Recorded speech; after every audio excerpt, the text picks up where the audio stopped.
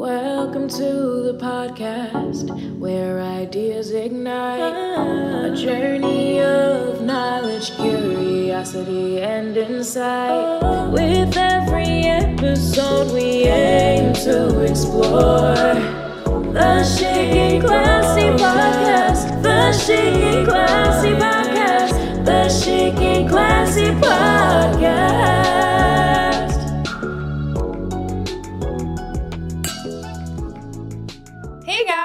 Bienvenue au Chic and Classy Podcast.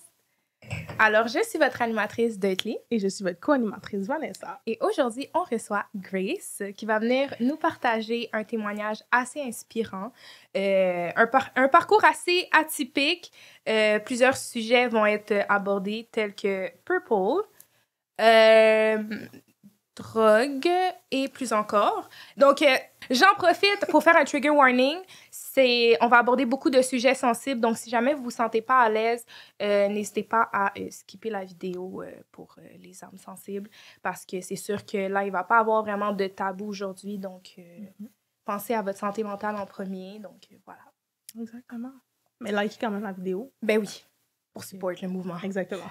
Mais avant que tu commences, Grace, on a un petit quelque chose à dire à notre public. Oh my God! Bonne fête, Grace!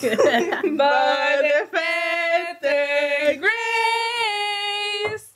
Bonne fête, bonne fête, bonne fête, Grace! En créole, ça pas chanter, pas manger. Sac pas chanter, pas manger. Sac pas chanter, pas manger. Sac pas chanter, pas manger. Joyeux anniversaire, Merci. On peut l'enlever si tu veux, là, pour l'instant, oui, si tu veux le manger maintenant, c'est correct. Non. Donc, OK. Tantôt, parfait. Elle va manger tantôt. T'as-le. Joyeux anniversaire. Merci, c'est vraiment gentil. La fumée. Merci. Bonne fête. Ça fait plaisir. Donc, Tu peux y on aller embarque. quand t'es prête. Bon. Salut tout le monde. Est-ce que je suis censée me présenter, genre? Comme tu veux. OK. Bon, salut tout le monde. Moi, c'est Grace, pour les intimes Okito. Donc, je suis modèle et étudiante en mode et design à l'école Compétences 2000. Bon, j'ai 22 ans aujourd'hui, comme vous avez pu voir. Et mon histoire commence quand j'avais 17 ans. J'avais 17 ans. Quand j'avais 17 ans, je traînais beaucoup avec des garçons parce que j'avais pas d'amis filles. Puis il y avait beaucoup de jalousie, genre, entre filles. Donc, je traînais avec beaucoup de garçons. Puis un jour, il y avait, je pense, une vague de personnes qui voulaient se sentir cool puis commençaient à dire que tel garçon les a purple. Donc là, moi, mes cousins ont été victimes de ces mensonges-là. C'est allé loin. Donc moi, j'ai été victime de représailles, on va dire, comme pour les atteindre eux, on m'a touché moi. Donc on m'a purple quand j'avais 17 ans. Donc à partir de mes 17 ans, je pensais que j'avais pas vraiment de valeur dans la vie. Je me sentais dégueulasse. Je pensais que mon corps était pas beau parce que, je sais pas, mais c'est mental. Quand ça t'arrive, c'est mental. Moi, on me racontait toujours des affaires de purple, puis j'étais comme, tu peux t'en sortir, genre, c'est juste, tu y penses plus, puis non, c'est vraiment très mental, parce qu'une personne qui rentre dans ton intimité, qui te voit, qui voit, on va dire, tes défauts, les choses que tu caches en dessous de tes vêtements, c'était pas quelque chose d'assez, de commun. Puis j'étais aussi virgin, so, c'est quelque chose qui m'a vraiment fait très, très, très, très mal. Puis je racontais, puis personne me croyait, fait que je me suis dit, bon, c'est peut-être moi qui l'a cherché parce que j'ai commencé à me donner la faute à moi-même. Puis, arrivé, on va passer un petit peu parce que mes 18 ans, je m'en rappelle pas trop. Parce que pareil, quand tu as un gros stress dans ta vie, tu te rappelles pas de ce qui t'a stressé. Donc, moi, mes 18 ans, je me rappelle de rien du tout. Je me rappelle juste de comme, j'ai fêté mes... En fait, je vois juste du noir. Je me rappelle juste avoir fêté mes 18 ans, puis le reste, c'est noir. C'est genre un coping mechanism? Coping? Ouais, exact. Ouais, c'est comme exact. ça efface tout. Fait que j'ai vraiment trop souffert à mes 18 ans. Arrivé à mes 19 ans, je me rappelle juste quand j'ai eu 19 ans, j'ai commencé à vouloir l'attention des gars. Parce que justement, je m'étais fait purple. So, je me disais que comme c'est juste ça que je servais. Mon corps servait juste à ça. Que comme j'étais pas belle. Genre, les gars voulaient seulement que avoir ça. Donc, j'ai commencé à vouloir l'attention des gars, m'habiller d'une certaine manière qui... Bon, aujourd'hui, je regarde puis je suis comme, wow, va t'habiller. Là. Tu comprends? Puis, ça m'est arrivé à 19 ans encore. Puis, j'ai dit, ça peut plus m'arriver. Mais arrivé à mes 19 ans, qu'est-ce qui a fait un changement? C'est que quand ça m'est arrivé, mon purple, j'ai attrapé une ITS. Une ITSS qui est plus grave que la chlamydia. C'était pas la chlamydia, mais c'était plus grave, actually. Puis, bon, ça s'est aggravé parce que les femmes, nous, on n'a pas de symptômes. Les gars peuvent en avoir, mais nous, les femmes, on peut avoir des symptômes peut-être après 1 an. Donc, moi, j'ai eu mes symptômes après 2 mois. C'est là que j'ai compris que il y a quelque chose de bizarre. Je voyais des saignements, j'étais comme, je suis pas dans ma semaine, c'est bizarre. Donc là, je suis pas allée à l'hôpital. Je disais juste peut-être que comme je vais avoir mes règles, ça, c'était des spottings, ça, c'était rien de sérieux pour moi. Et j'ai continué à vivre ma vie. Après le 3e mois, c'est là que ça s'est vraiment généralisé. Puis j'ai senti comme une explosion dans mon ventre. Disons, des fois, on est comme, oh, j'ai des gaz. Non, c'était une explosion. Oh! Ouais. Puis l'explosion, ça a tourné que c'était mon gros intestin qui avait explosé à cause de la pression des gaz, du pus, tout ça. C'était vraiment, genre, ça faisait super mal. Donc là, pendant... Excuse-moi de t'interrompre, mais quand tu veux dire explosion, est-ce que tu pourrais comme un peu plus décrire la sensation? Je sais que des fois, c'est pas trop facile à décrire. Ah, là, mais... je peux te le décrire. Ouais? C'est comme, tu vois, quand, genre... Bon, c'est un petit peu explicite, mais quand tu essaies de retenir un gaz, genre, t'es devant plein de gens, t'es comme, oh non, je vais me retenir, je vais pas péter devant tout le monde.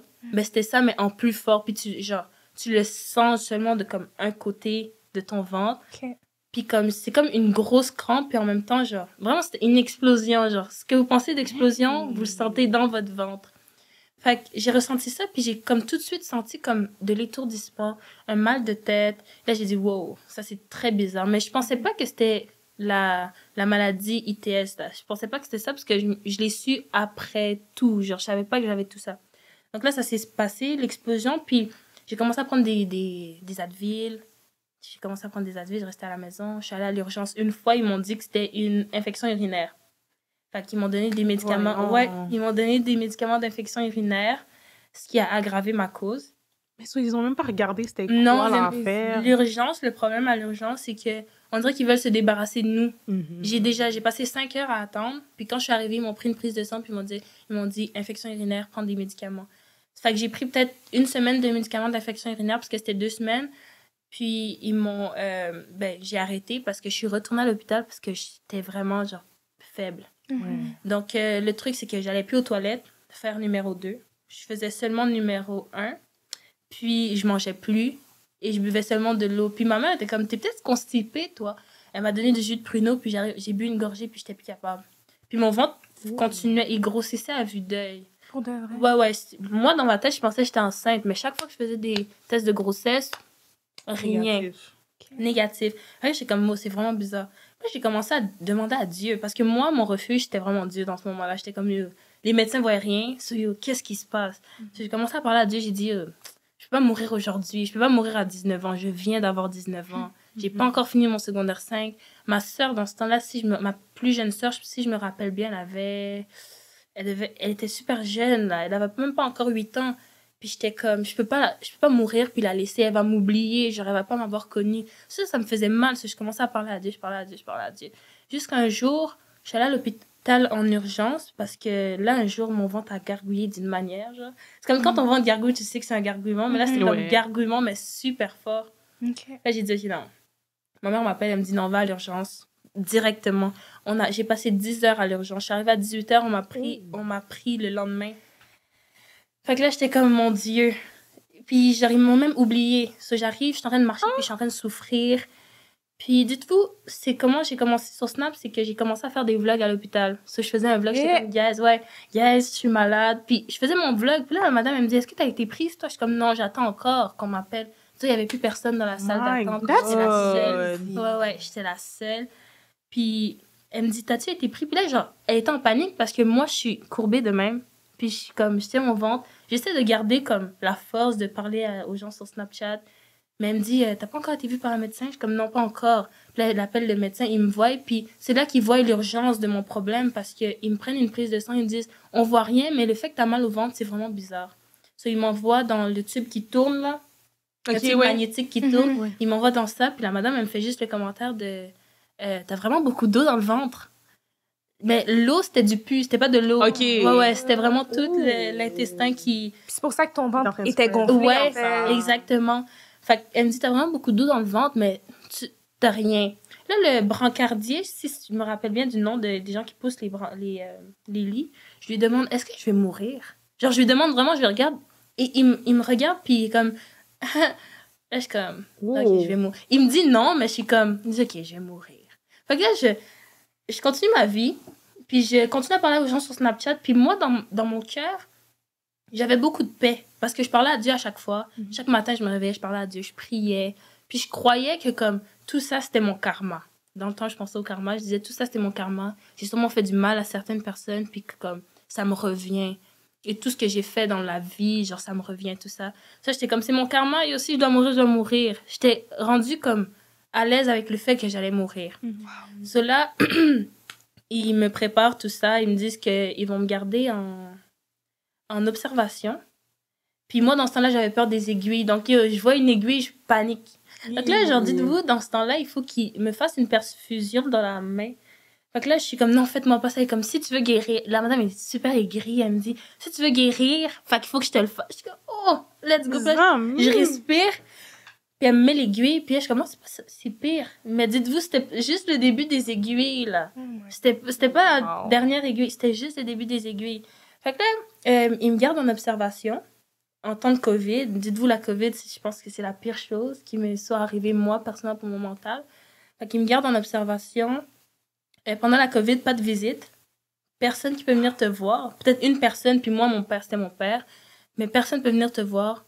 Cela, ils me gardent en observation 3 jours pour regarder si j'ai encore des... Puis moi, ça continue à faire mal. Et une chirurgienne vient me voir, puis elle me dit, est-ce que t'as l'anémie falciforme? Je sais pas si vous savez c'est quoi l'anémie falciforme. Oui, mais mettons pour les gens qui l'anémie falciforme, c'est comme... c'est quand tes globules rouges sont en forme de lune. Et ça touche plus, on va dire, les gens qui viennent d'Afrique. Donc, afro-descendants. Exactement, okay. On va dire les Noirs. Ça touche plus eux, puis c'est quelque chose qui fait mal, genre, vraiment qui fait très, très mal. Puis moi, j'avais seulement mal au ventre, j'avais pas mal au corps. Puis je pensais que j'avais ça parce que je suis anémique à la base, mais je suis pas anémique. Non, j'ai pas ça. Cela, moi, je pensais vraiment pas que ça pouvait être une ITS. Là. Moi, dans ma tête, c'était comme je suis juste malade, on trouve pas. Mais là, après ça, la madame, elle me dit, t'as-tu déjà eu des relations sexuelles? Puis mon père était là, fait que j'étais comme, j'ai juste dit non. Mais en vrai, au fond, genre, je sais pourquoi j'ai eu ces relations-là, mais je pouvais pas dire oui parce que comme je culpabilisais un petit peu du fait que comme c'est arrivé comme ça. Cela, j'ai dit non. Puis là, elle m'a dit, OK, on peut pas savoir qu'est-ce que t'as. Puis dites-vous, ils m'ont fait un test ITS, puis ils ont dit qu'il y avait rien, là. Ça dit, négatif. Ouais, je suis sortie négative de test ITS. Ça dit, toi, que comme... Mais l'affaire marche pas. Mais l'affaire, c'est que j'ai fait le test ITS dans une autre clinique. Puis la clinique m'a appelée, on va dire, genre, quand je suis sortie de l'hôpital pour me dire, t'étais positive pour une ITS, puis est-ce que t'es allée te faire checker? 1 mois après que j'ai failli mourir, genre. C'est là qu'ils m'ont rappelé. Wow. Ouais. Fait que là, j'étais comme, OK. Ça, j'ai un petit peu passé, mais bref, c'était juste une... Ils sont vraiment lents, là. Le système médical, là, en ce moment, là, je suis désolée, mais ils sont super lents. Fait que c'est ça, elle vient me voir pour me demander si j'avais déjà eu une relation sexuelle. Je lui ai dit que non. Elle m'a demandé plusieurs questions que je voulais pas vraiment dire devant mon père. Puis mon père, c'était quelqu'un, genre, il avait peur pour ma vie dans ce temps-là. Il restait vraiment là, genre, il était vraiment stressé sur mon cas, tout ça. Donc là, j'ai dit non. Ça, ils ont dit OK. Puis la madame avait l'air stressée à mort. Puis je continue mes examens, ma vie continue, tout ça. Puis les gens sont comme, t'as une péritonite? Des gens meurent d'habitude après 2 semaines. Genre, dis-toi, moi, je suis encore là, je suis encore dans la situation. Wow. Et tu me dis ça. Wow. Tu sais, moi, chaque fois qu'ils me disent ça, ils me disent, t'as beaucoup de chance d'être encore en vie. Puis, ça me fait pas mal parce que je suis comme, c'est pas de la chance. C'est Dieu. Pour moi, ça restera toujours Dieu, oui. Puis, donc, c'est ça. Avant qu'ils m'opèrent, ils m'ont mis dans une chambre avec un monsieur qui avait pas appendicite, mais une pancréatite. Le monsieur savait qu'il allait mourir. Ouais, il m'a dit, moi, j'ai plus de chance, ils peuvent plus me greffer. Comme j'étais dans la même chambre que lui, là, je me suis levée, je faisais plus pipi, mais cette journée, j'avais envie de faire pipi. Je me suis levée, puis j'avais plus vraiment contrôle de mes jambes, je pouvais plus marcher, tout ça. Je me suis levée pour aller à la toilette, je touche la porte est bloquée. Ça, je veux essayer de retourner dans mon lit, et j'arrive pas à retourner dans mon lit, je me pisse dessus, et je commence à paniquer, parce que comme j'ai 19 ans, comment je fais pipi sur moi, genre, je commence à pleurer, et je commence à voir noir. Et là, genre, je vais vers le bouton rouge de panique. Mon bouton, il est brisé. Ouais. Mon bouton, il est brisé, puis le monsieur dormait. Fait que moi, genre, dans ma tête, à moi, c'était comme, pourquoi faut que je meure maintenant, genre? Ça, Dans ces conditions-là. exactement. Puis là, genre, le monsieur se réveille, puis il me dit, tu veux-tu que j'appuie sur le bouton rouge? Comme, oui, s'il vous plaît. Puis là, les infirmiers viennent en panique, puis ils me voient, puis comme... Là, moi, je peux pas vous mentir, je me rappelle plus. Après que les infirmiers soient venus, je me rappelle plus de rien. Okay. Je me rappelle juste que j'ai ouvert les yeux, puis ma mère était en train de prier. Elle est venue, parce que ma mère travaillait de nuit. Elle a fait en sorte de changer ses chiffres pour être là de nuit, pour pouvoir me voir. So, elle est venue, puis elle était en train de prier. Puis j'ai refermé les yeux, puis quand je les ai réouverts, c'était la chirurgienne qui est venue me dire qu'ils allaient m'opérer d'urgence maintenant. Donc, on était le 16 janvier 2022, et il était minuit. On m'a opéré. Là, je rentre au bloc opératoire. Tout le monde est stressé. Ma mère est stressée, les médecins sont stressés, mais ils essaient de ne pas le montrer. C'est ça. Puis, dites-vous, dans ce temps-là, je me perçais. Donc, dites-vous, j'ai juste ça de piercing. Mais avant, j'avais ça, le nez. J'avais les 2 oreilles. Puis, j'étais vraiment percée. Fait qu'ils devaient m'enlever tous les piercings que j'avais sur le corps pour pouvoir aller au bloc opératoire parce que sinon, je pouvais brûler. Quoi? Ils m'ont dit ça. Ils m'ont dit que comme ça pouvait brûler. Genre, je sais pas qu'est-ce qu'ils mettent. Genre, la perfusion, à ce qui paraît, ça brûle la peau. Okay. Puis avec le métal, c'est pas un bon mélange. Okay, c'est ce qu'on m'a expliqué. Okay. Donc là, on m'a enlevé tous mes piercings. Puis je rentre dans le bloc opératoire. Puis on m'opère. Puis c'est comme si je suis en paix. Parce que j'ai prié avant de partir au bloc opératoire. Mais je suis tellement en paix que comme même les infirmiers sont comme... J'ai jamais vu quelqu'un genre qui s'en va se faire opérer pour une aussi grave maladie. Puis qui rit, puis qui est contente, qui fait des jokes. Puis là, j'étais comme, bon.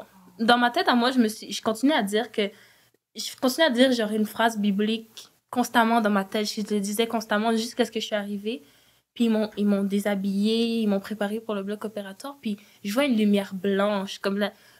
Tout le monde va me dire, oui, c'est la lumière du bloc opératoire. OK, mais comment je peux expliquer? C'est inexplicable. Pour le vivre, pour le comprendre. Exactement. Puis je vois une lumière blanche sur le visage de l'anesthésiste. Puis j'entends ma voix. C'est là, je suis comme, mon Dieu, je sais que c'est toi, je sais que je vais pas mourir. Quand tout ce que je me rappelle, c'est être rentrée, puis la voix que j'ai entendue, je me rappelle de plus rien après. Puis je me rappelle juste m'être réveillée dans ma chambre d'hôpital, dans la chambre privée que mes parents avaient pris, avec 4 personnes autour de moi. Puis on me demande, genre, il y a combien de personnes? Ça, c'était pour voir si j'étais vraiment consciente. On me demande, il y a combien de personnes? Puis là, je dis 5 parce que je voyais une 5e personne devant mon lit. On dirait que c'était vraiment bien fait. Il y avait ma mère, une infirmière, puis la chirurgienne, puis une infirmière. Puis devant moi, il y avait une ombre juste toute noire qui bougeait pas, qui me regardait. Puis je regardais l'ombre. On me demandait, il y avait combien de personnes? Je disais 5 personnes. Il me disait, oh non, t'es encore fatiguée. Mais personnellement, je vous le promets, moi, là, tu voyais la 5e personne. Je sais ce que j'ai vu. Fait je sais qu'il y avait une 5e personne. Puis pour moi, j'ai déduit que Dieu va jamais se présenter devant moi en noir. Parce que Dieu, c'est la lumière. Dieu, c'est... Il va jamais se présenter devant moi en ombre noire. Fait que j'ai déduit que c'était peut-être la mort qui m'avait raté, qui s'est mis devant mon lit d'hôpital, qui m'a dit « Je t'ai loupé, mais attention. So, pour moi, c'était ça. Puis après ça, cette même journée, je dormais, puis j'ai fait un rêve. Un rêve, on va dire... Je vais pas appeler ça un rêve prophétique parce que je suis pas encore très bonne dans la religion. Je sais pas encore c'est quoi les mots, là. So, j'ai fait un rêve où ce que je voyais un homme me donner un bâton. Il me donnait un bâton. Puis je prends le bâton, puis je le ramène dans ma chambre d'hôpital. Puis je l'accroche derrière ma porte. Puis à chaque fois que comme je parlais de ça, on me disait Moïse, Moïse, Moïse. Puis j'avais jamais porté attention à ça. Mais aujourd'hui, je me rends compte que vraiment Dieu m'avait donné le bâton de Moïse. Genre, c'est bizarre à dire comme ça, mais vraiment, genre... il m'avait donné ce bâton-là. So, les années passent, on va dire, je sors de l'hôpital, tout va bien. Mais à cause de l'hôpital et la COVID, j'ai développé une anxiété sociale. Okay. Anxiété sociale, c'est comme... j'arrive pas... En fait, anxiété sociale, agoraphobie, puis j'avais peur, on va dire, des garçons, des hommes en tant que tels. Puis moi, qu'est-ce que j'ai fait, c'est que je restais chez moi. Je savais que j'étais en convalescence, pas de travail, rien. Fait que je restais chez moi, puis je fumais. Je fumais. Pour manger, je fumais. Avant de dormir, je fumais. Puis je me disais que peut-être que, fumer, ça me rapproche de Dieu. Mais pas du tout, là. Pas du tout. Parce que je fumais, puis je priais, puis je me disais que je me rapprochais de Dieu. Pas du tout. So, j'ai commencé à prendre beaucoup de drogue. Je me voyais grossir, mais je grossissais pas à cause des bonnes raisons. J'ai toujours été mince, moi. So, je me voyais grossir, puis j'étais comme, je grossis, je prends du poids, mais non, c'est parce que je mangeais. Exactement, c'est parce que je mangeais et je fumais. Dès que j'allais arrêter de fumer, là, tout ce poids-là allait partir. Là, je fumais, les gens autour de moi fumaient. J'ai rencontré des gens qui vendaient même. Donc, dis-toi, genre, le comble. Exactement, le comble pour une personne qui fume, là. Là, j'ai décidé en septembre de retourner à l'école. Mais je savais pas que, comme, l'anxiété sociale, c'était ça, là. Je suis retournée à l'école. Premier jour, je suis rentrée à l'école. J'avais chaud. J'étais comme, peut-être j'ai peur d'être jugée. Non. Je suis retournée à l'école, puis juste, il y a un groupe de gars qui m'ont regardée. J'ai fait une crise de panique. Ma première crise de panique à vie, c'était le fait que le groupe de gars m'a regardée. Ouais.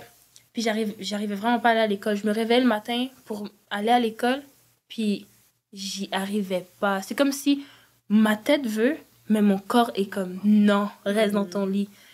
Puis je voulais vraiment, vraiment retourner à l'école, puis finir mes matières. Là. Puis j'ai dit, non, faut que je prenne ma vie en main. Je suis allée à l'école, j'ai demandé, est-ce qu'il y a pas une psychologue à l'école, genre? Là, la madame, genre, elle m'a dit, non, mais il y a des psychoéducateurs.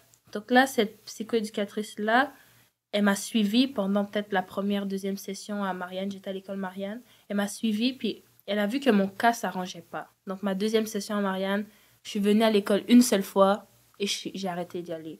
Parce que justement, j'avais de l'agoraphobie, puis elle m'a juste envoyé voir des ressources des ressources gratuites, actually, que je conseille à toutes mes... Quand je suis sur Snapchat, je les conseille, genre. Des ressources gratuites que je conseille, c'est Air Ouverte. Puis j'ai été suivie par une éducatrice de Air Ouverte, c'est une criminologue. Elle m'a suivie, puis elle m'a expliqué le problème que j'avais. J'ai développé de l'anxiété, du PTSD, je pense, anxiété post-traumatique. Ouais, j'ai ça. Et j'ai toujours été TDAH, mais ça, je savais pas. Donc, le fait que je suis TDAH, ça fait en sorte que je suis aussi hyperactive. Mais l'hyperactivité, ça vient aussi avec genre vraiment, t'as vraiment d'énergie, puis à un moment donné, t'en as pas. Tellement que comme tu dégages, comme tu n'utilises pas l'énergie que t'as, le trop plein d'énergie, à un moment donné, tu vas juste être fatigué. Parce que trop d'énergie, on va dire... C'est pas balancé. Exactement. Fait que là, elle m'a dit que j'avais TDAH, PTSD, anxiété, agoraphobie. Puis là, quand j'ai parlé de ça à mes parents, eux, ils étaient comme, non, on est des Africains, ça n'existe pas. Seulement dans ma tête, c'était comme, ma mère me disait toujours, ça n'existe pas parce que si tu dis que tu as ça, tu vas rentrer en psychiatrie. Puis là, moi, dans ma tête, genre, le fait d'aller voir une psychoéducatrice ou une psychologue, pour moi, j'allais rentrer en psychiatrie, j'étais folle, là. Je n'arrêtais pas de lui dire, je suis folle, j'ai pas envie que, comme, d'aller voir une psychologue parce que je suis folle, ça va rester dans mon dossier, nanana. Puis elle me disait, mais non, dès qu'on finit nos rencontres, moi, je brûle tout. J'en parle à personne, c'est privé. Puis là, comme, je disais à ma mère, comme, non, c'est privé. Elle me disait, non, les Africains, on n'a pas d'agoraphobie, il faut que tu pries. Là, j'étais comme, mon Dieu.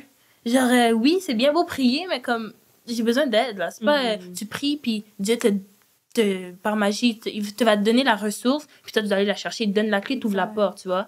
Il va pas ouvrir la porte, puis... Mais ma mère, elle comprenait pas ça. Puis ma mère, pour elle, genre, toutes ces affaires-là, c'est on va dire, satanique, c'est des esprits. C'est pas pour les Africains. Chez les Africains, on est fort d'esprit. Une chose que j'ai envie de dire, tous les Africains ont besoin de psychiatrie, de psychologues. Toutes. Les parents, surtout. Je suis désolée, là, mais moi, étant la personne que je suis, et ayant vu tout ce que j'ai vu, je pense que les psychologues, c'est vraiment, genre, t'en as besoin. Si tu vas mal, va voir un psychologue. Tu seras pas jugé, tu vas pas te sentir... t'es pas moins bon que quelqu'un d'autre. Mais moi, j'ai toujours senti ça. Je me disais, si je vais voir un psychologue, c'est que j'ai foiré. Si je vais voir un psychologue, c'est que je vais prendre des médicaments. Je suis là, j'ai pas pris de médicaments, là. Puis I'm good. Dites-vous que comme il y a peut-être 1 an, 6 mois, j'aurais jamais été capable d'être ici avec vous. That's great. Puis, Wow. ouais, d'être devant des caméras, puis tout ça, là, j'aurais jamais été capable. Puis le fait que, comme, j'ai pu balancer l'anxiété sans prendre des médicaments, je pense que c'est quelque chose que personne ne croyait possible. Même ma psychoéducatrice était comme, faut que tu prennes des médicaments, faut que tu... Là, j'étais comme, non, j'ai pas envie. Puis je disais toujours, j'ai pas envie de plus être drôle. Genre, si je prends des médicaments, j'ai pas envie d'être légume, mais comme, non, c'est pas vraiment légume. Tout ça. Puis là, j'étais comme, ben, yo, je sais pas, mais tous ceux que j'ai vu prendre des médicaments, genre, c'est des morts vivants. Il y a tout le temps des effets secondaires. Tu comprends? Exactement. Tu comprends ce que j'ai dit? Non, je vais pas prendre de médicaments. Puis, regarde-moi aujourd'hui, genre, je suis capable d'aller dans le métro, alors qu'avant, le métro, oublie ça. Je vais avoir chaud, je vais avoir la tête qui tourne, puis je vais vouloir rentrer chez moi. Dis-toi, une fois, je suis arrivée devant l'école, puis j'ai fait nope, je suis rentrée chez moi. Wow. Ouais, T'es même pas rentrée. je suis pas rentrée. J'ai juste vu les gens, puis j'ai dit non. C'était assez pour Ouais, que j'ai ce genre, dit, non, non, non. that's enough. Ça m'a drain directement. Wow. Tout ça, c'était de l'agoraphobie. Puis, moi, je pensais que l'agoraphobie, c'était juste la peur des grands endroits. Non, t'as peur des gens qui sont dans... Ouais. J'avais vraiment peur de rentrer dans une école. J'avais peur de rentrer, on va dire, au Carrefour, Carrefour Laval. J'avais peur de tout ça. Puis un jour, j'ai eu une job dans un centre commercial. Puis j'aimais tellement la mode que comme je suis allée, puis un jour je m'assois genre dans le grand centre et puis je m'assois puis je fais attends, je suis dans un centre commercial puis je suis assis au milieu de tout le monde. Oh, j'étais tellement fière de moi puis personne comprenait pourquoi j'étais autant fière d'être là genre au milieu de tout le monde, mais moi je savais quel progrès j'avais fait et d'où je venais là. J'ai passé d'être dans ma chambre à jamais sortir, à fumer tout le temps puis à être là dans un centre commercial. Wow. Puis tout ça, c'est vraiment fou parce que tout ça, j'ai fait ça sans genre vraiment avoir genre de l'encouragement de mes parents. Mes parents, pour eux, t'es pas comme tous les autres enfants. Pourquoi c'est juste toi qui as des problèmes? Pourquoi c'est juste toi qui es comme ça? Pourquoi c'est juste toi à qui ça arrive? Tous les autres enfants sont pas comme ça, là. Mais toi, t'es comme ça. Puis moi, au fond, j'étais comme, c'est vrai. Pourquoi c'est juste moi? Pourquoi c'est juste moi qui est comme ça? Pourquoi c'est juste moi qui vis ça? Et à un moment donné, genre, ça, c'est pas récent, là. C'est depuis longtemps. Puis avant, quand il disait ça, ça me drainait le cœur, ça me faisait mal au cœur, jusqu'à un jour, j'ai voulu me mettre fin à mes jours. Là. Le 26 septembre, jour pour jour, ça aurait été la journée de ma mort, là. Jour pour jour. Je cherchais justement ma lettre de... Je l'ai, là. Mais bon, on va vous épargner les détails, hein. Mais j'ai lu ma dernière lettre, puis j'étais comme, waouh, j'étais vraiment mal. J'étais vraiment pas bien. Puis dans la lettre, je parle beaucoup de mes parents. Puis je pense que les gens qui m'ont fait le plus mal depuis 2020, disons, c'est mes parents. Genre, je me disais, j'arrête pas de les décevoir, j'arrête pas de ci, de ça, de ça. Mais je pense pas que je les déçois vraiment parce que, en vrai, mes parents, ils me connaissent pas. Ils connaissent seulement l'idée qu'ils ont de moi. C'est ça qu'ils connaissent de moi. Mais comme, chaque fois que je rencontre des nouvelles personnes, ils sont comme, ah, mais t'as vraiment une belle énergie. Puis, quand je vais voir mes parents, ils sont comme, t'es pas une bonne personne, t'es pas un bon enfant. Puis là, je suis comme, tu penses que je vais croire toi, qui est toujours mad, ou je vais croire les gens, genre, qui me voient pour la personne que je suis vraiment. Parce que tellement que les parents, ils m'ont rabaissé, j'ai commencé à croire moi-même que j'étais une mauvaise personne. Donc, je me suis isolée, je me suis renfermée, puis je voulais pas avoir d'amis. Donc, du tout, j'avais un groupe d'amis, toutes mis dehors. J'ai tout call off tout le monde, là. J'ai call off toutes mes amies. J'ai juste arrêté de leur parler sans raison.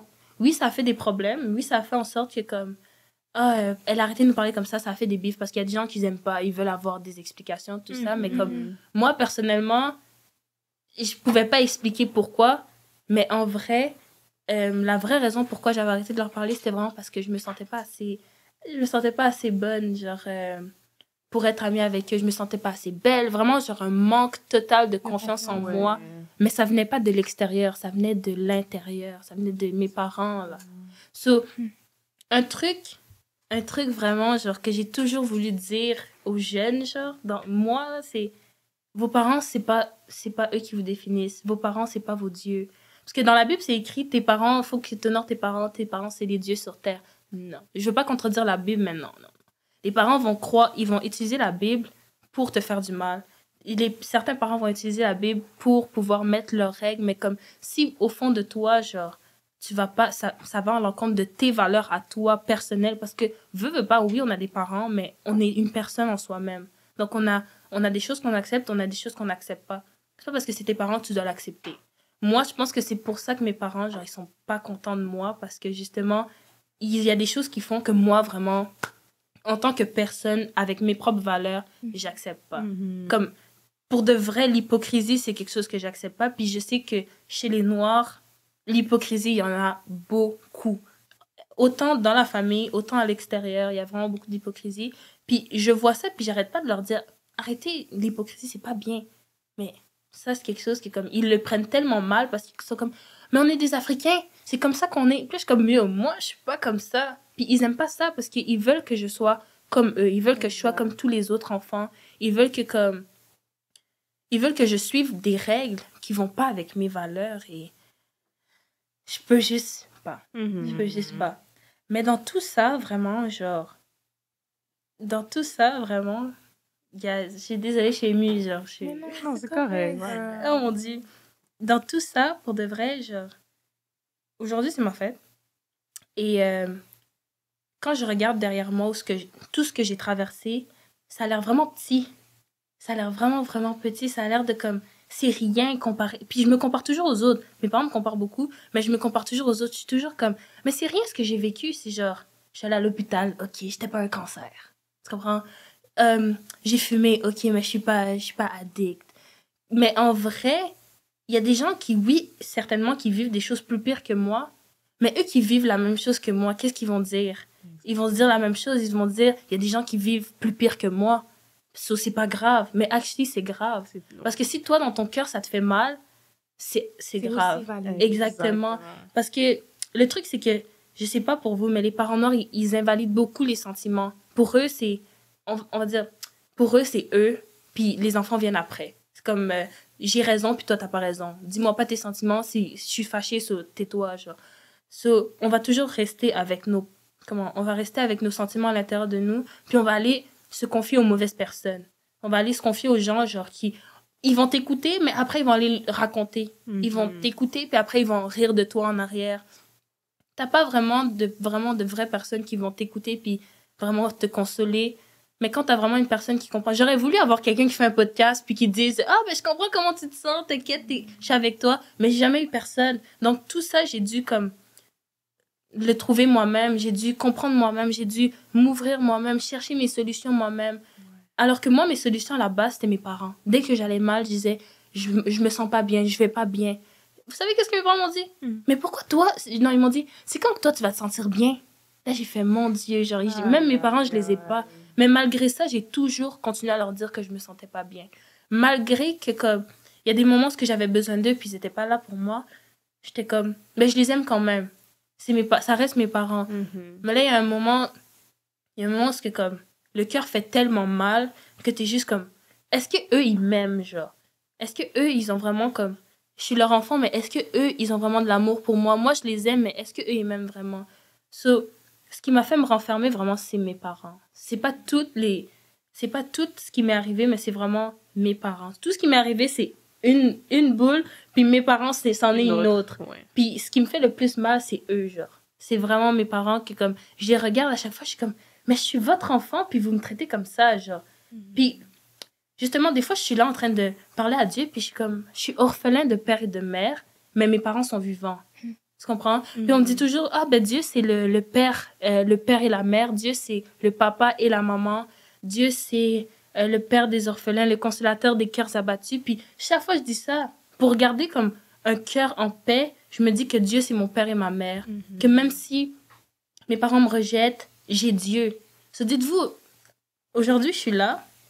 Mes parents m'ont pas dit bonne fête. Comme je suis née, c'est eux qui m'ont mis au monde. Ils m'ont pas dit bonne fête. Mais au fond, je pense que c'est une bonne chose parce qu'ils m'ont fait voir vraiment, genre, les gens qui sont, comme je les aime de tout mon cœur, mais de loin. Ouais, de loin. Si, j'habite encore chez eux, mais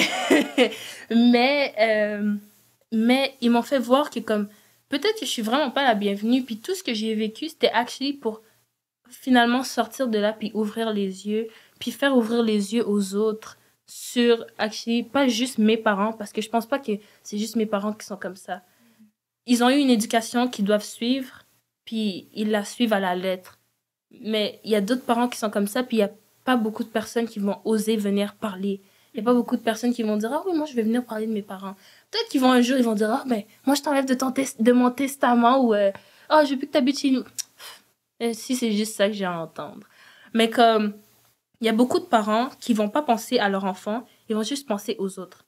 C'est comme, mes parents, ils ont beaucoup ce vocabulaire de « Mais qu'est-ce que les gens vont penser? » Ouais. Quand j'ai posté sur mon TikTok, j'ai posté moi en train de fumer.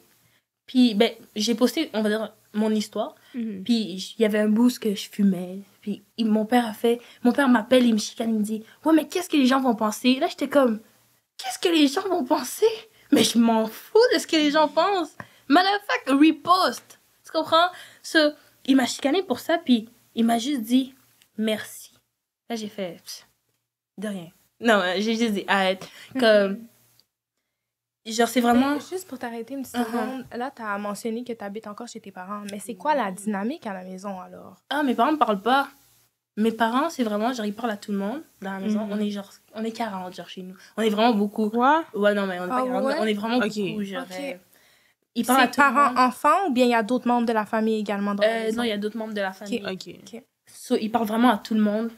Puis est-ce que les Et- autres membres de la famille te parlent? Ouais. Ben, juste mes 2 sœurs. OK.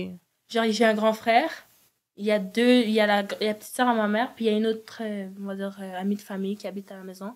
Puis ils me parlent tous pas. Et mes parents, en fait, ils me parlent pas à cause, justement, que j'ai eu une chicane avec cette amie de la famille-là. Donc, mes parents, genre, ils ont arrêté de me parler complètement à cause de cette situation-là. So, depuis ça, ma mère a essayé de régler la situation. Puis la journée où elle a essayé de régler cette situation, justement, cette fille-là, elle m'a manqué de respect. Moi, je l'ai manqué de respect. Elle m'a manqué de respect. Ma mère était là, elle était assise, puis elle regardait, genre. Puis j'étais comme, what? Et quand moi, je lui ai manqué de respect, elle a commencé à me chicaner. Genre, elle a commencé à crier après moi. C'est là j'ai su que vraiment, genre, le regard des autres les importait plus que leurs propres enfants. Oui. Fait que la dynamique à la maison, c'est vraiment, genre, mes parents me parlent pas. Ils rentrent à la maison, genre, ils me regardent de haut en bas, puis ils continuent leur chemin. Wow. Ouais, ils vont... Bon, si ils pensent à moi, ils vont dire, est-ce qu'elle est là? Mais sinon, ils me parlent pas. Puis ils vont dire que c'est parce que j'ai un mauvais caractère. Mais je pense pas que c'est que j'ai un mauvais caractère, c'est que je suis juste pas programmée comme... Je suis juste pas programmée comme les autres enfants, à écouter à la lettre toutes les les choses qu'ils disent de faire, Ouais. à écouter ça à la lettre ou à suivre à la lettre des choses qu'ils disent. Quand ça va pas avec mes valeurs, je dis non. Parce que ma mère m'a toujours appris ça. Ma mère m'a appris quelque chose, puis quand ça va contre elle, elle aime pas ça. Elle m'a toujours appris que ton non soit non et que ton oui soit oui. Alors si j'ai pas envie de faire quelque chose, je vais pas le faire. Tu comprends? So, ils aiment pas trop ça. Eux, c'est vraiment genre, je suis une mauvaise enfant parce que je les aide pas. Je suis une mauvaise enfant parce que... Mais en 2020, quand j'avais besoin de vous m'avez pas aidé. Puis moi, au fond de moi, c'est pas que je garde rancune, mais c'est comme... Au fond de moi, il y a comme quelque chose qui est comme... Mes parents m'aiment pas. Ouais. So, qu'est-ce que je vais faire, genre, à les aider? Moi, j'ai juste... Personnellement, je suis désolée de dire ça comme ça, mais j'ai juste hâte au jour que je vais partir. Comme, je vais partir, j'ai juste vraiment hâte au jour que je vais sortir, prendre mes affaires, puis get out. Comment j'ai juste hâte à ce jour-là, pas parce que j'aime pas mes parents, pas parce que j'aime pas mes sœurs, mais parce que je suis pas à l'aise dans ma propre maison. Mes parents ont trop tendance à me dire, genre, ici, c'est pas chez toi, là. Puis je suis juste comme, arrête, je sais que c'est pas chez moi. Mais à la base, chez tes parents, c'est censé être chez toi parce que c'est chez tes parents. Mais il y a tellement d'invités chez nous qui viennent, il y a tellement de... que comme...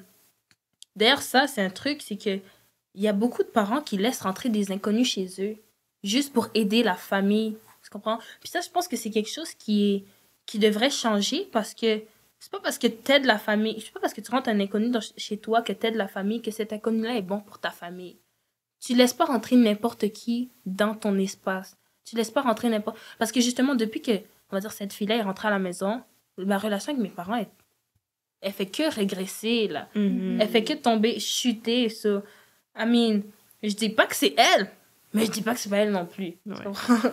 So, c'est un peu ça, mon histoire. Puis, si j'ai un mot d'encouragement à dire, pour de vrai, là, c'est qu'il faut jamais abandonner. Parce que moi, on me disait ça avant, genre, abandonne pas. Puis j'étais comme, oh, c'est tellement facile à dire. Mais si j'aurais abandonné, je serais soit 6 pieds sur terre, soit une fine. Genre, je serais en train de fumer, là. Puis, j'aurais que des amis comme ça dans mon entourage. Puis, je juge pas les gens qui fument parce que je me dis toujours que comme si tu fumes, ben moi, en tout cas, pour mon cas, je fumais pour une raison. Je fumais pour, on va dire, fuir les problèmes à la maison. Genre, dès que je fumais puis que mes parents me chicanaient, ça passait plus vite. C'est comme ils me chicanaient, j'entendais rien puis je rentrais dans ma chambre, tu vois. So, je fumais toujours parce que je savais que quand j'allais rentrer, l'atmosphère allait être un peu lourde. So, je voulais avoir de la paix un petit peu. So, c'est pour ça que je fumais. Mais vraiment, ne pas abandonner, je pense que c'est la chose vraiment que je conseille à tout le monde. Des plus jeunes aux plus grands, aux plus vieux, aux anciens, juste ne pas abandonner. Juste jamais laisser, juste, Tu peux continuer, hein? pardon. Désolée. Juste jamais lâcher comme la vie, parce que des fois même la vie est difficile à... Je suis TDAH, je suis désolée. Parce Non, que les moi, gens- je suis désolée. Je suis désolée. Je vais faire ma bouche. Je vais y aller. Genre, Je peux pas continuer. non, parce que je voyais des signes, j'étais comme, oh mon Dieu, j'essaie de... It's okay. Don't worry. Mais c'est ça, donc de pas laisser, de pas lâcher, de pas comme laisser la vie vous mettre, de vous piétiner, parce que c'est toi qui piétine la vie, c'est toi qui marche, c'est toi qui choisis où tu veux aller dans la vie. On m'a toujours expliqué que la vie, c'était soit la pilule rouge, soit la pilule bleue. Fait que tu choisis la bonne ou la mauvaise pilule, mais à la fin, tu en auras une autre à choisir. So, c'est comme ça que c'est comme ça que je marche dans la vie. Puis la meilleure chose qui me suis arrivée, pour de vrai, j'ai pas rencontré des belles choses. La meilleure chose qui m'est arrivée, là, c'est mon copain. Oh. Ouais. Shout out, Shout out, copain. C'est quoi son nom? OK. Ah, non, là, c'est trop. Quiet. Trop. Shout out, copain. Ben, out, copain. guys, juste pour vous mettre en contexte, le copain est sur le plateau. Ouais, Exactement. il est sur le plat. Mais c'est la meilleure chose qui m'est arrivée. Puis justement, je l'ai rencontré à l'école. Dans l'école où j'arrivais pas à rentrer, là. C'est là que je l'ai rencontré. Puis ben, c'est la meilleure chose qui m'est arrivée. C'est lui qui m'a poussée à continuer dans la mode. C'est lui qui m'a poussée à faire beaucoup de choses. Dans le sport, c'est lui qui m'a poussée... Parce que j'ai fait le sport... Le sport, là. Mais, c'est lui qui m'a poussée dans le sport. C'est lui qui a fait que mon anniversaire soit aujourd'hui, là, que ça soit le meilleur anniversaire. D'ailleurs, l'iPad, c'est OK! lui qui Wow! c'est lui qui me l'a acheté. Fait que je pense que c'est une des meilleures choses qui m'est arrivée depuis... ben, il y a beaucoup de choses qui m'est arrivé de bon, mais si je dois vraiment souligner... Le highlight. Ouais, si je dois vraiment souligner une, c'est lui. Parce que genre, l'encouragement que j'avais pas de mes parents, ben, lui, il me le donne. Fait que l'amour que j'ai pas de mes parents, je le vois un petit peu dans lui. So, pas besoin de parents. Pas besoin de parents. Oh. Ben, oui. Oh. Ça, c'est gros statement, là. Oh. Je dis ça, je dis rien, je dépose ça là. Wow. Mais c'est ça un petit peu. Est-ce que j'ai trop parlé? Non, girl! Vraiment Girl! C'était vraiment parfait. Moi, j'aurais une petite question pour toi. Mais moi, je pense que c'était vraiment, fallait que je vive ça. Fallait que je le vive pour être devant vous aujourd'hui. Parce que sinon... Rien à Rien n'arrive. non, c'est exactement. Fait que elle, peut-être, elle m'a dit que, ouais, non, moi, je vais me faire tester après. Moi, on me parlait de se faire tester en secondaire 3. D'ailleurs, faut écouter, hein. On me parlait de se faire tester en secondaire 3, puis j'étais comme, oh, moi, j'ai pas besoin. Oh, mon Dieu, besoin. Maintenant, je suis rendue une freak, là, des aiguilles, comme, pique-moi, dis-moi si je suis correcte. No cap. Chaque 3 mois, j'y vais. Chaque 3 mois, je fais en sorte d'aller me faire tester. Un jour, je pensais que j'avais contracté le sida. Je pensais que j'avais contracté le sida parce que je m'étais assise sur une bolle de toilette publique. Oh, j'ai eu tellement peur. Puis je me suis rentrée dans la tête que j'ai le sida. Fait que j'allais me faire tester, puis ils m'ont dit non, t'es correct. Genre, juste calme-toi. Attends-moi un instant. Tu peux contracter? Non, tu peux pas. Ok. Non, tu peux pas. OK. Mais C'est c'était- vraiment les toilettes, là. Non. Ouais, non, tu peux pas contracter. OK. Puis j'ai demandé aussi, j'ai actually demandé à la madame, genre, est-ce que c'est possible? Elle me dit non. OK. J'étais zinzin. C'est correct. Parce que C'est correct. quand vous pensez que vous avez quelque chose, Ouais. vous allez avoir les symptômes de C'est la vrai. chose. C'est psychologique. Ouais, exactement. Psychologique. Fait que là, moi, j'étais comme, oh non, j'ai mal au ventre. Ouais, j'ai mal au ventre. Hey, des fois, là, t'as un symptôme, tu vas sur Google, le Google dit OK, cancer, phase terminale. OK, merci beaucoup. Cancer du sein. Non, c'est ça. Il dit, genre, est-ce que la peau a changé de couleur?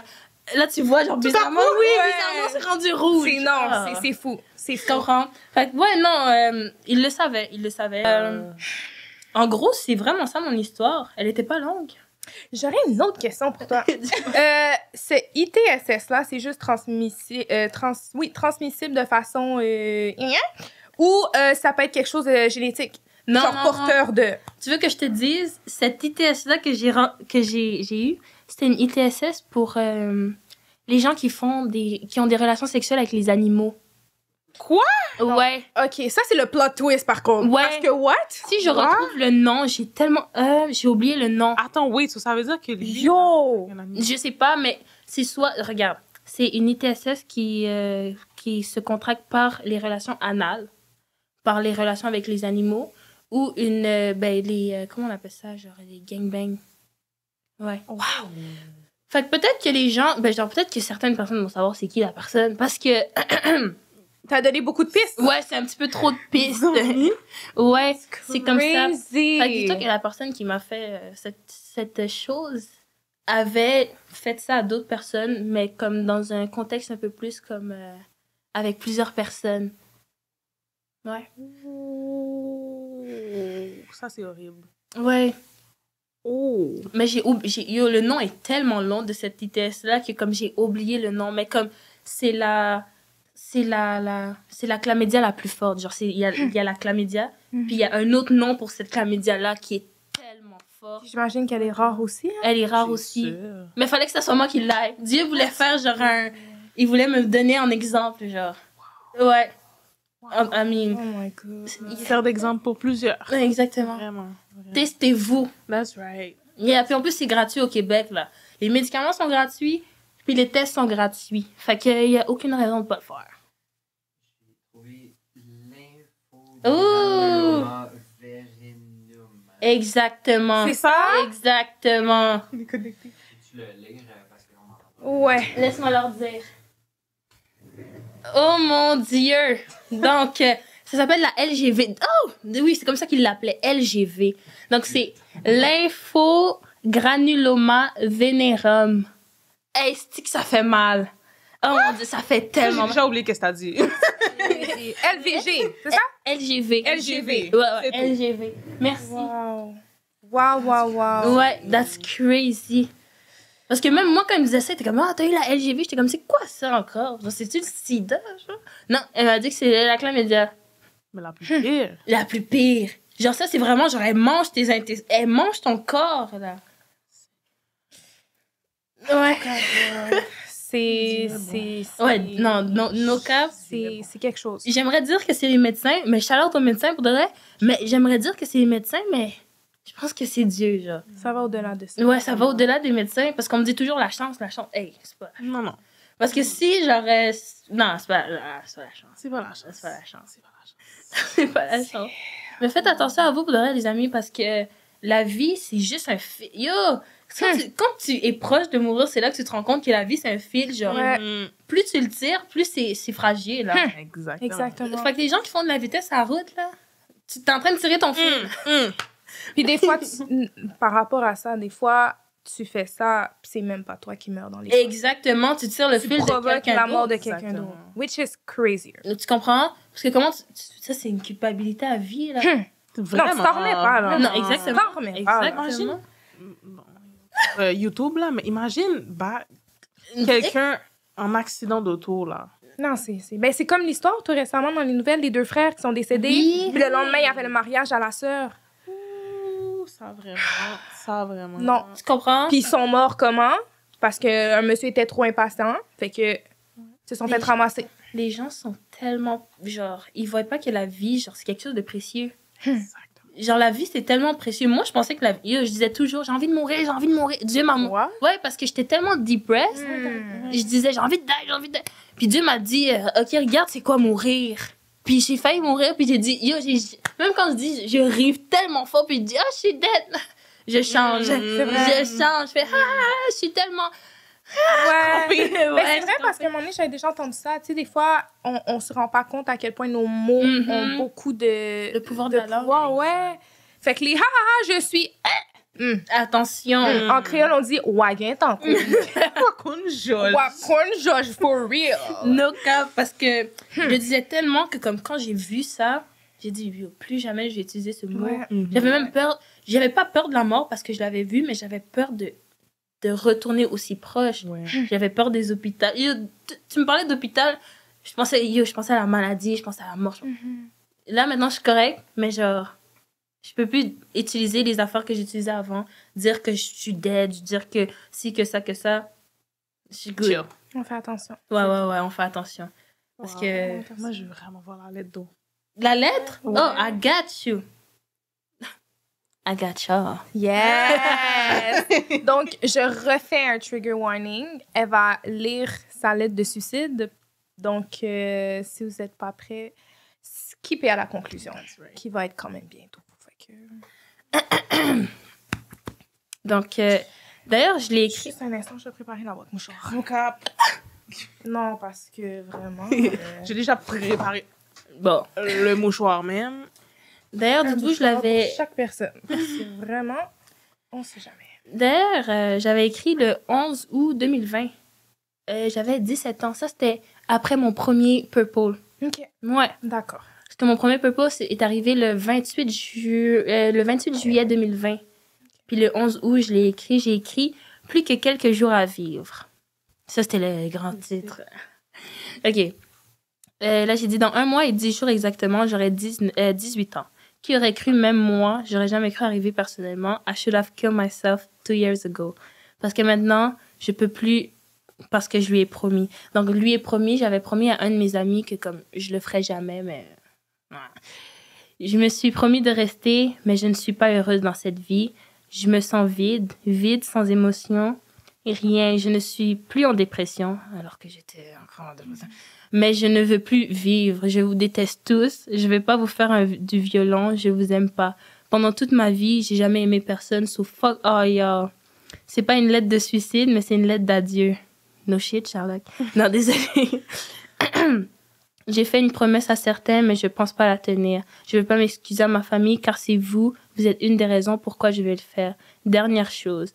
Je vais laisser parler mon cœur pour toute cette partie. Je t'aime. Je te file pas, je t'aime. Et j'aurais jamais cru que j'aurais aimé encore de cette façon. Encore un jour, je vais même pas trop parler parce qu'il y a rien qui pourrait décrire ce que je ressens. Aucun mot, aucun geste. J'aurais jamais cru. Bref, see y'all. Quand il sera temps pour vous de partir. By the way, soyez pas triste parce que Okito, ça c'est mon nom de famille, Okito est toujours là en esprit. Non, je rigole, soyez triste, je m'en calisse, bye. 26 septembre 2020. Ça, c'était ma lettre de suicide. Je voulais rester drôle, mais genre... C'était vraiment quelque chose que j'ai écrit parce que, au fond de moi, genre, mon cœur était comme... Je sais pas comment expliquer quand tu ressens plus rien.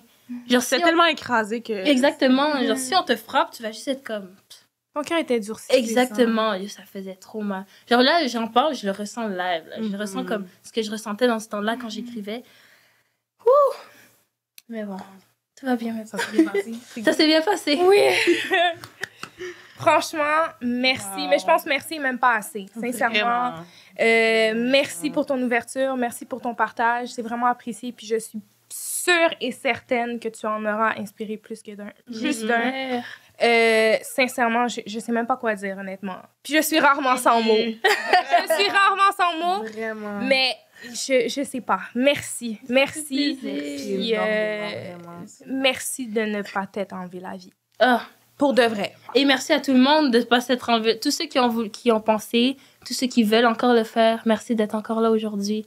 Parce que si moi je suis encore là, vous pouvez encore le faire. Parce que pensez à ce qui vous est réservé plus tard. Pensez, si vous n'avez pas encore 22 ans, pensez à vos 22 ans. Si vous n'avez pas encore 18, pensez quand vous allez être majeur au Canada. Pensez à ça. Vous pouvez acheter de l'alcool. Bon, pas d'alcool. Boire avec modération. Exactement. Mais c'est ça, genre, merci à vous surtout de m'avoir accueilli aussi chaleureusement. Ça fait longtemps que je me suis pas sentie appréciée autant. Tu le mérites. Oh, Tu le merci. mérites énormément. Vraiment, là. C'est super gentil. Non, merci. Merci à vous. OK. Bon, merci, guys. Ching. Exactement. Ching, ching. À qui? À moi, parce que c'est ma fête. Ah! Non, faut boire. Oui, il y a quelqu'un qui nous a dit que ça portait... C'est Monty. Ouais. Dorénavant, on va boire. Alors, merci, guys, d'avoir assisté à l'épisode d'aujourd'hui. C'est vraiment apprécié. J'espère vraiment que l'histoire vous a plu, qu'elle a été inspirante pour vous, mais honnêtement, je suis pas mal convaincue que ça l'a été, sincèrement, et... tellement cute! Alors, merci, guys, comme d'habitude. N'oubliez pas la routine, abonnez-vous, likez, commentez, partagez la vidéo parce qu'on veut que ça reach le plus de gens possible pour inspirer les gens. Puis non, c'est vraiment une histoire qui mérite d'être entendue. Et c'est vraiment sincère. Et merci à ceux qui nous supportent already parce que des fois, on vous oublie. Non, mais on dit ceux qui le font pas, mais ceux qui sont déjà... ceux qui nous supportent déjà, ceux qui sont déjà abonnés, à chaque semaine, vous nous suivez. Merci, merci, merci. On vous aime, guys. Et c'est ça. Oui, ça. Ben bonne fête, Grace.